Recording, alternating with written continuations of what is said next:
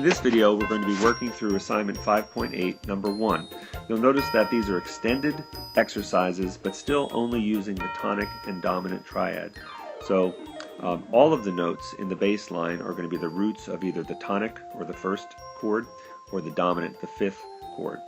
Let's go ahead and look at the key signature. It's no sharps and no flats, so that tells us that it's either C major or its relative minor, A minor.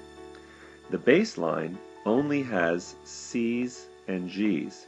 So by looking at that, we know it can't be A minor because the bass line doesn't support it. We would see A's and E's, which would be the tonic and dominant in A minor. So we can go ahead and spell the tonic chord C, E, G in our mind's eye, and the dominant chord G, B, D, and use that to determine what kind of chords we have. We'll label this C major, and wherever we see a C, we're going to go ahead and say tonic. Wherever we see a G, we're going to go ahead and say dominant, because those are the roots of the two chords that are at play. So we have tonic, dominant, tonic, tonic, tonic, dominant, dominant, and then tonic. Now all we need to do is go ahead and voice these chords using the part writing procedures we've been talking about. I'm going to go ahead and put my tenor on a G, right, that's the fifth of the chord, and alto on an E, the third of the chord. There's not really only one right way to complete these exercises, but it is important that you do have the correct doubling. So we've got two C's, there's one in the bass and there's one in the soprano, right? And we've got 1/3 in the alto and 1/5 in the tenor. And we don't have more than an octave between adjacent voice parts. So between the soprano and the alto, we have less than an octave, and between the alto and the tenor, we have less than an octave. And also notice that we don't have any of the voice parts overlapping the adjacent voice part. The soprano is not lower than the alto is not lower than the tenor, or vice versa. All right, as I go to the next chord, I'm going to maintain the common tone, the G in the tenor, and move the other voice part by step to the D that I would need in the alto. So I'm just making sure I have, in each of these chords, I'm making sure I have two roots, then a third and a fifth. Two roots, then a third and a fifth. And I'm making sure that I'm using good voice leading by using one of the procedures we've been discussing. In this case, it's maintain the common tone, move the other two by step. All right, now I've got to go to return to the tonic chord. I'm going to return or keep the G in the tenor and move back up to E for the alto. Basically return it to where we just were in the beginning. Here the soprano is moving down, but the harmony is staying the same. We're not changing chords. So we're going to use the same collection of notes, C, E, G, for our tonic chord. It's just that the soprano is getting lower, so let's make the other parts also move. And I can do that by, let's say, moving the tenor up to C, so I take care of my doubling. Right? I need to have two roots, and then keep the alto on E. So that's just revoicing the same chord. And then for the next chord, I think I could either move things around again, or I could even consider keeping them the same as the first chord in this measure. Let's do that. It's easy enough to just have the alto stay on E and the tenor return to G. So now I'm ready to go to the dominant, and I'll do that by maintaining the common tone in the tenor, moving the alto down by step. So that was procedure 1. And for the next dominant, since the soprano is moving up high, I'm going to need to revoice that. Let me just show you one example of where if I don't revoice it, I end up with all sorts of part writing errors. So for instance, say I kept the alto on D and moved the tenor up to B.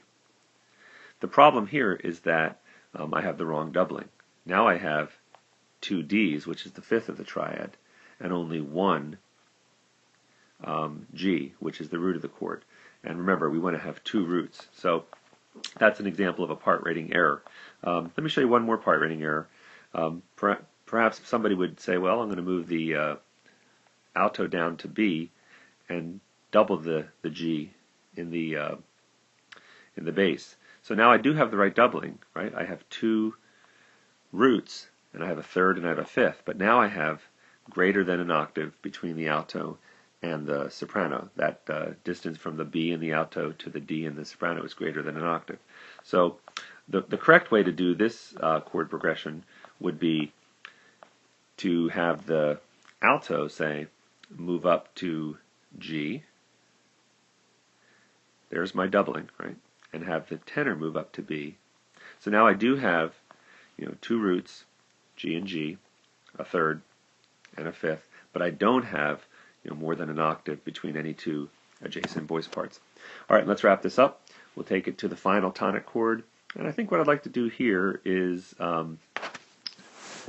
use one of our, the textbook presents some alternative to those two major part writing rules, and one of those alternatives is to leap from the third of one chord, the interval of a fourth, to the third of another chord. Well, the third of the dominant is this note, the B, and then if I leap a fourth up to E, that is the third of the tonic chord. And then I'm going to just have the alto stay on G. And that way I have the notes I need, which is root, root, right? Two roots in the bass and soprano, then a third in the tenor, and a fifth in the alto. There's other ways to have done this, but that's one way to correctly do it. And using that alternate part writing rule, you have the third of one chord, leap a fourth to the third of another chord. Let me show you another way I could have done it using another alternate part writing rule presented in the chapter, and that would be to omit one of the chord tones, the one that matters the least, and that is the fifth. So here I'm going to triple the root, give a third to the alto, but omit the fifth altogether.